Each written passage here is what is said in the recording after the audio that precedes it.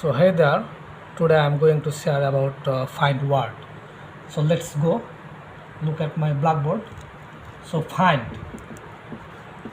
মানে হচ্ছে খোঁজা, কিন্তু এই ফাইন্ডের আরেকটা মানে আছে। এই ফাইন্ডের আরেকটা মানে আছে, সে মানে হচ্ছে যে মনে করা। সো ফাইন্ড মানে কখন খোঁজা হবে এবং কখন মনে করা হবে। চলনের একটা নিয়ম আছে, নিয়মটা আপনাদের শিখাই। যখন আপনারা ইংরেজি ভাষা শিখবেন তখন এই প্রবলেমগুলার অনেক আপনাদের বাধা দিবে, আপনারা বুঝতে পারবেন।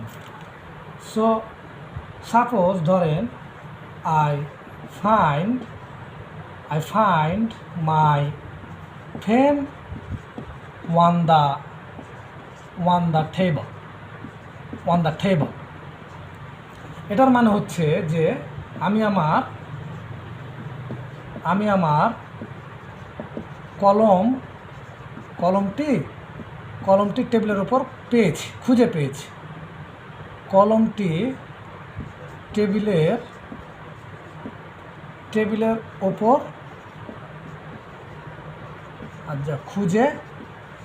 খুঁজে পেয়েছি। সো এখানে ফাইন্ডের মানে কিন্তু হচ্ছে খুঁজে পাওয়া। হ্যাঁ, তো এটা কেন হলো? তো এবং আর একটি বাক্য দেখেন, সে বাক্যটি হচ্ছে যে I find this movie boring. I find this movie boring, এটার মানে হচ্ছে যে আমি সিনেমাটিকে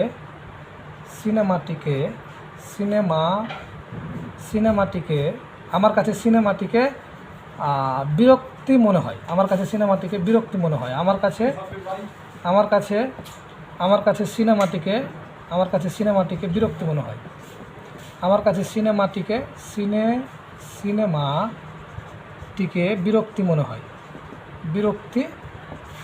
বিরক্তি মনে হয়। আমার বাংলা লেখা অত ভালো না, বিরক্তি মনে হয়। সো এখানে কেন ফাইন্ডের মানে মনে হয় হলো? সো এটার একটা নিয়ম আছে, চলেন আমি নিয়মটা আপনাদের দেখি। এরকম আপনারা যতগুলো সেন্টেন্স দেখবেন, কারো মুখ থেকে শুনবেন, বইয়ে পড়বেন, আপনারা সেন্সটা ধরে ফেলবেন যে কোনটা ফাইন্ডের মানে খোঁজা এবং কোন ফাইন্ডের মানে মনে করা। প্রথমে তো সাবজেক্ট বা কিছু থাকবেই, সেটা যাই থাকলো। তারপরে ফাইন্ড, এবং এরপরে যদি কোনো অবজেক্ট থাকে তাহলে সেটার মানে হবে কি? মনে করা। সেটার মানে হবে খোঁজা। যেমন আপনি চাবি খুঁজছেন, সেটা হতে পারে বই, পেন, কলম, মোবাইল, যা ইচ্ছে। এবং যদি সাবজেক্টের পরে যদি ফাইন্ড পান এবং ফাইন্ডের পরে যদি অবজেক্ট পান এবং অবজেক্টের পরে যদি অ্যাডজেক্টিভ পান, অ্যাডজেক্টিভ মানে বিশেষণ পালে, বিশেষণ মানে দোষ, ত্রুটি, গুণ, ভালো লাগা, খারাপ লাগা, অনুভূতি যেটাকে বলে, সেটার মানে হবে তখন মনে করা। সো এই দুইটি নিয়ম মনে রাখতে হবে, এবং এই দুইটি নিয়ম দিয়ে আপনারা জীবনে যতগুলো সেন্টেন্স দেখবেন, পড়বেন, শুনবেন, এভাবে আপনারা মানে করবেন। সো যখন আপনি ইংরেজি ভাষা শিখবেন তখন কিন্তু এই সমস্যাগুলো আপনাকে বাধা দেবে। তো আপনাকে নিজের ইচ্ছায়, নিজের দায়িত্বে এগুলো আপনাকে খুঁজে বের করতে হবে, তাহলে আপনার জন্য ইংরেজি ভাষা শেখা সহজ হবে।